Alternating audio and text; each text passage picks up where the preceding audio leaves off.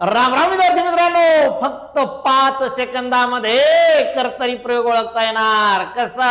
कर्ता ओळखा, कर्त्याला प्रत्यय नाही कर्तरी प्रयोग, कर्त्याला प्रत्यय नाही कर्तरी प्रयोग. कर्म असेल तर सकर्मक म्हणा, कर्म नसेल तर अकर्मक म्हणा. लक्षात घ्या. मंदा पेपर फाडते, फाडणारी मंदा. मंदा कोण आहे? कर्ता.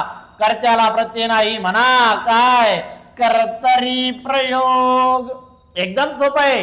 मदन पेरू कापतो, कापणारा कोण? मदन. कर्त्याला प्रत्यय नाही कर्तरी प्रयोग. राधा मोठ्याने हसते, हसणारी कोण? राधा. कर्त्याला प्रत्यय नाही कर्तरी प्रयोग.